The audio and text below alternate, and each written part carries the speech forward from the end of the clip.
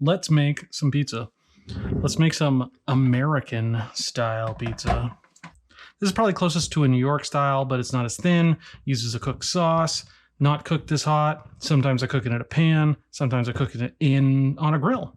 So what do I call it? I call it American style pizza. Put whatever vessel you have on a scale. We're doing this by grams. If you don't have a scale, well, get one, I guess. I don't really have a diatribe for imperial measurement versus, metric measurement. For baking, in my experience, metric measurement is better. It's baking, it's food, it doesn't matter. You can live your whole life without getting a scale. It's totally fine.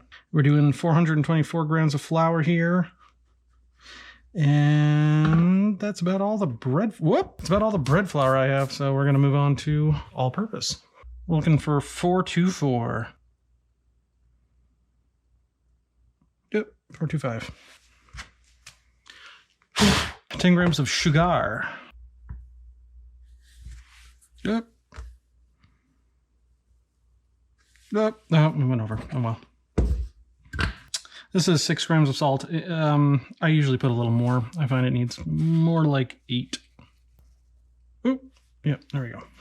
6 grams of yeast. This is active dry. I buy it in a big brick and then keep this in the refrigerator.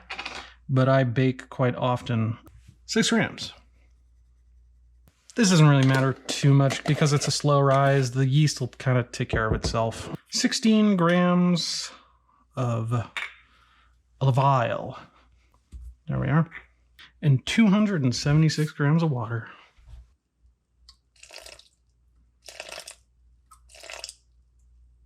Hey. And then we're going to put this bad boy on the food processor and we're going to spin it for 30 seconds. Lid goes on. She's plugged in. She's rearing. She's ready to go.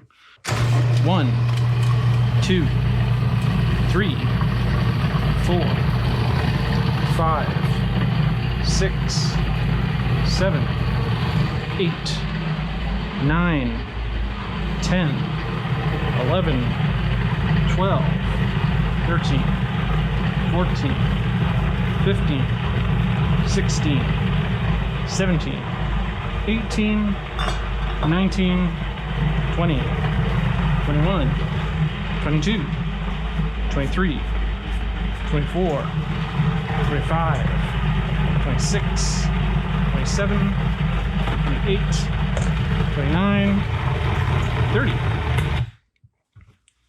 And she's done. This doesn't have to look very pretty. It doesn't have to look like it's about to be turned into pizza. It can look rather ragged. And that's fine because we're going to be putting this in a bowl. We're going to be putting that bowl in the fridge for several days. So it's got some bugs in it or something. I've been trying to make pizza at home for probably about, 15 years now, something like that. And this is kind of just where I've settled. This is kind of where I've landed for my kitchen, for my taste. This is what I like. So yeah, it's not particularly New York style. It's not particularly Midwest style. It's not particularly New England style, which is where I'm from. It's definitely not New England style. It's just American pizza. It's my ideal of American pizza. And we'll talk about more about sauces and toppings and cheese and stuff like that later on. If you were doing this by hand, yeah, just mix it until it gets basically to like this point. You see, like stretchy, definitely gluten formed. Is this past the window pane test? Probably. If I actually gave a shit. We're gonna park this in the fridge for like, I don't know, a couple days. You could do 1 day. I don't know, up to 7 or 8 days. I think 7's probably the longest I've ever gone. And it basically just gets better. It basically turns into sourdough. I try not to use single-use plastic. I basically don't use it for most things anymore. This is kind of the only thing that works with these bowls in particular that I have. So need to figure out this problem because this stuff sucks. And not just from an environmental standpoint. I absolutely fucking hate using this stuff. It sticks to everything you don't want to and doesn't stick to the things you do want to. All right, in she goes. For, like I said, some amount of time, some amount of days. Depends when I want to make it. Depends when I want to put it in the freezer. By the way, that's going to make 2 like 14-inch pies roughly. It is now some amount of time in the future. I don't know, like a week or something. It's been a while. I let this dough rise in the fridge slowly for like 4 or 5 days. And then I actually took it and put it in the freezer. I put it into quart containers like this and put it into the freezer. And it comes out just perfectly fine from the freezer. You just got to take it out, you know, quite a while ahead of time. This has been out for like, I don't know, 3 hours, 4 hours. It's still pretty cold. Cover it in some semolina flour. You don't need this much, you know. This is quite a lot. I used to use just straight up flour because I didn't want to buy, you know, 2 different kinds of flour. But this stuff really does make transferring this into the oven a lot easier. These little grains are like, they're like ball bearings, basically. So you just pick it up and you want to stretch it. And you can do that very simply by just kind of passing it over hand. Doesn't have to be that complicated. I will occasionally give it a toss just because I like doing it, but it's not, you know, it's not the most important thing in the world. This is a pretty wet dough, so it's spreading pretty easily. There's some bubbles in there. You can pop them, bigger ones, but you know, I like some bubbles. Oh yeah, we got to dust your peel. You don't have to specifically get a peel, but you do need something to transfer the pizza into the oven. It can be like just a stiff piece of cardboard. It could be the back of a big enough sheet tray like this. But you do want some flour on it, and you don't need a lot, but it does need to be everywhere. See if I can do this on camera. Whoop. This is like, I don't know, 14-inch pizza or something. Not crazy big. Big enough for this. I think this is like a 14-inch peel. I don't know, I've had this peel for like 10, 15 years. As long as I've been trying to make pizza, basically. Yeah, that's a good spoon. Where's my sauce spoon? I don't know where my spoon is. Who has moved my spoon? Oh well, this will do fine. This is a very simple sauce. This is not cooked. This is basically just a can of tomatoes like this. Doesn't have to be any particular brand, whatever brand you like. Opened, drilled down with an immersion blender, and then there's some tomato paste, there's some garlic powder, there's some onion powder, there's some oregano and marjoram, you know, Italian seasoning blend or whatever. There's some sugar, probably a little MSG. This is more complex than like a New York sauce, which is almost always just straight up tomato product, nothing else. Maybe some salt. So this is like more, you know, I don't know. I associate this more with like childhood pizza, like pizza that you're gonna get at a Chuck E. Cheese or something. Pizza. Pizza. P-I-C-C-A. I like to go, you know, pretty decently heavy on the sauce. Not crazy, because this is not. It's not a thin crust, but it's not a thick crust either. I would call this an American style pizza. This is definitely not like the pizza I grew up with, because I grew up in Massachusetts, central Massachusetts, where most of the pizza around was cooked in pans. It was oiled pans, and they were made in places called like the Pizza Barn, such and such's House of Pizza, the Pizza House. They all had these different names. I think mostly run by Greek folks.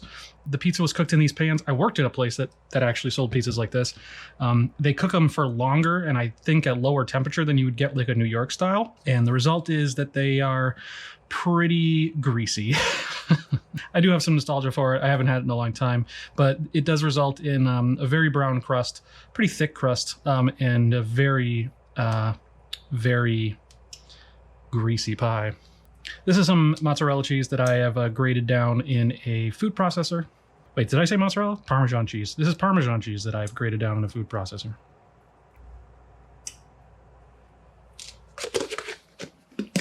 Oh, this is definitely a tip that helped me a great deal. Keep your mozzarella cheese frozen and put it on frozen.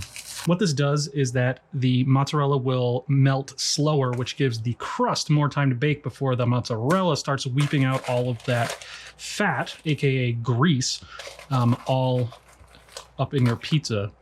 This is full fat, low moisture mozzarella.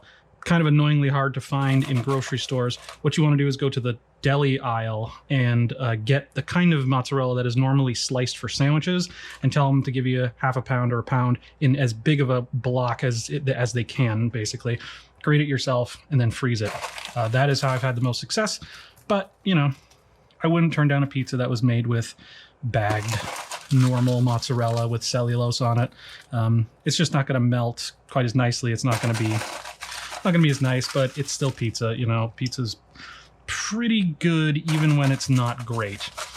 Besides Little Caesars. Little Caesars actually does like suck. It like really sucks.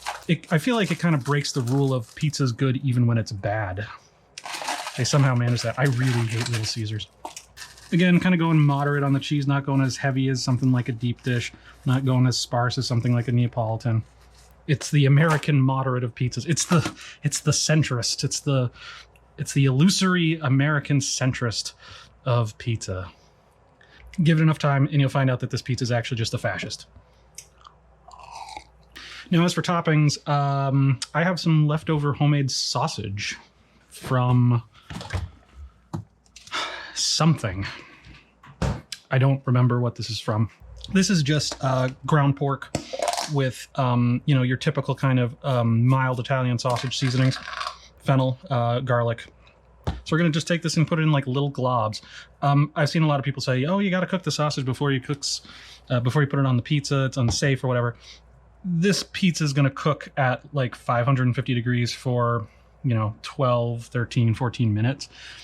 These globs this size, this small, they're going to be fully cooked. I've done this a bunch of times. I've never had a problem where the sausage was raw after the cook. When you see guys doing this at Chicago pizza joints or like anywhere that has a real strong sausage on pizza culture, they work this stuff like super fast or flinging it on there. It's amazing. I was never, ever that competent when I worked at a pizza shop. I usually just worked the grill making cheese steaks, which I was pretty good at.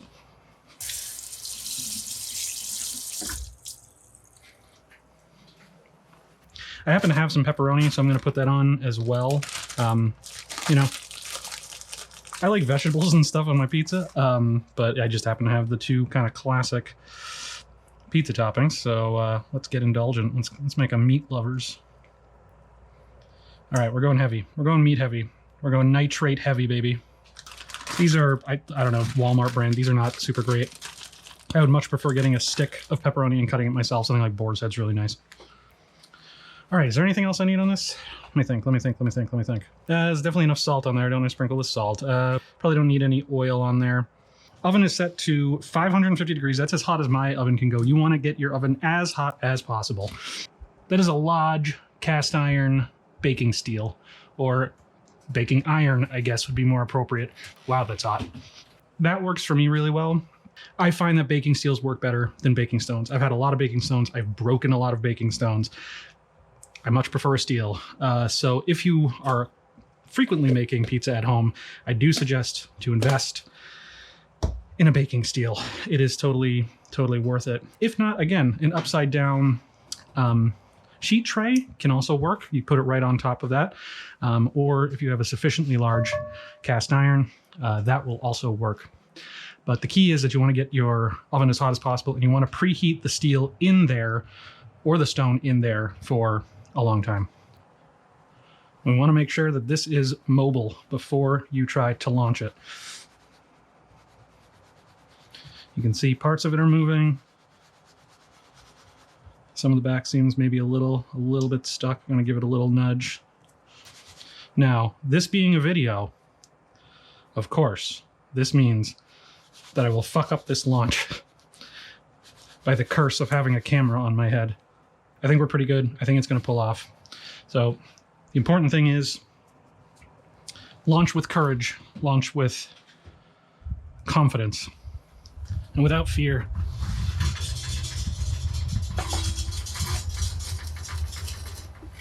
Yep, that works. Not perfect, but hey. So that's going to go for 12, 13 minutes maybe, but this is active cooking. You don't want to set a timer and then, go scroll Twitter or TikTok or whatever. It is quite late. late night pizza. That was the only time that I had to cook it. So pizza time's good anytime. If you have any cleanup to do, now would be the time.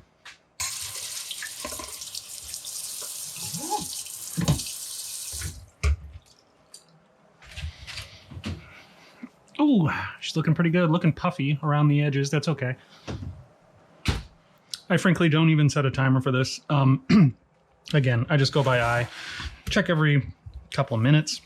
What you're looking for basically is the cheese to start to brown. I think because I did grow up with those kind of New England style pizzas, I do like my cheese a little more brown than other people might. I've actually heard some people say, hey, that pizza's burnt when I take it out, but that's how I like it.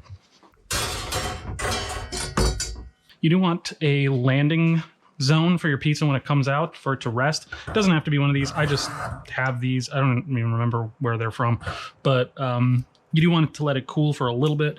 You can just use a board. You can use a whatever the fuck that's called. That's looking pretty good to me right now for today. Sometimes I take it longer. Sometimes I'll cook it less.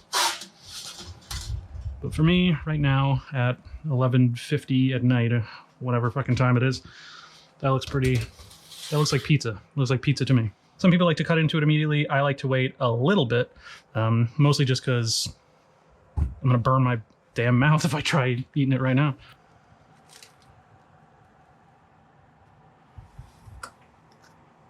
That's pretty good on the crust, actually. These kind of big bubbles like this that form because I didn't really pop it or roll it or form like a perfect cornice or anything like that. They form on the sides here. I like the taste of those. They get really puffy. They're really cavernous inside. It's almost like I don't know. It's like a nice piece of bread. But, you know, if you want to have a not so puffy crust, just make sure you pop more of the air bubbles. Don't make the cornice, by that I mean the edge, don't make it so thick. Also, if you make the edge less thick, it won't push everything towards the middle, so we do have a bit of a grease trap in here. That would be ameliorated if you kind of made it even across the whole pie. Oh, and in terms of the sausage being cooked, just to prove a point, let's take a look. This cooked for, I don't know, some amount of time, 10 to 13 minutes. And we have, if we can see here, yeah, this piece of sausage is completely cooked. It's completely cooked. So you don't need to pre-cook your sausage before you put it on your pie. In fact, I think it would be worse if you did. All right, let's slice her up. Yeah, of course this isn't perfectly circular. I'm not getting paid to make this, right? This is not my full-time job. So don't worry about getting the perfect brown pie. It's fine. You'll live. The sun will come up tomorrow, probably. I can't guarantee that, but I'm gonna hedge my bets.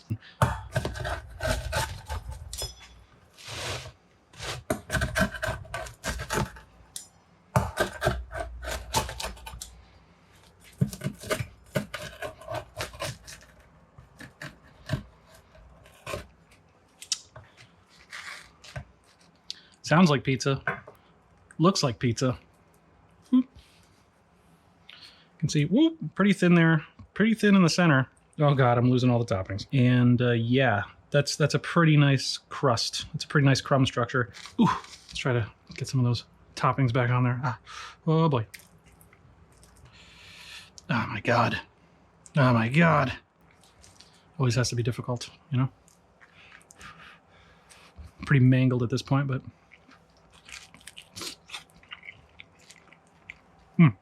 crust is nice. Let's get a loaded piece.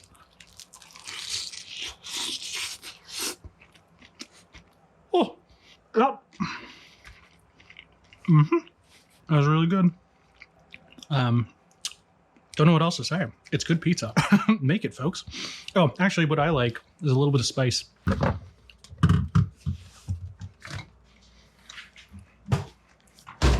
A little pizza Diablo.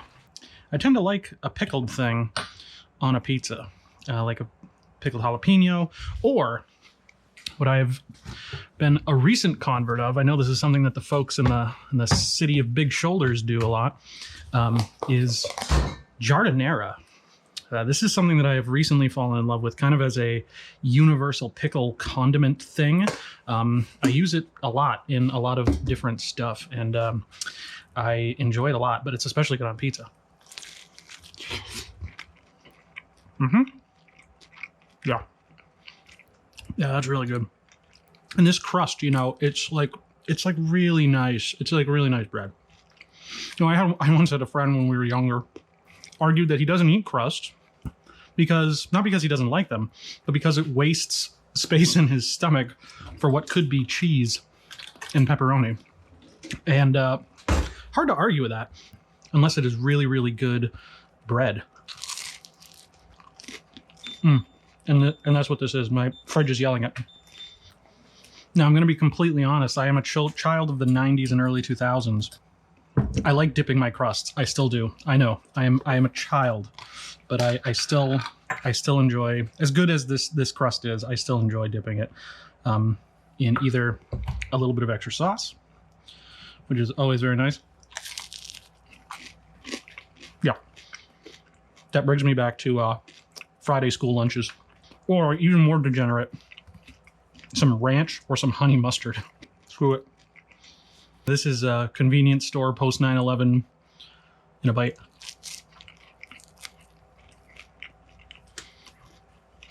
Yep.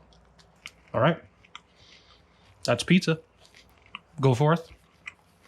Make merry. Make pizza. Peace out. Whipped cream pouring like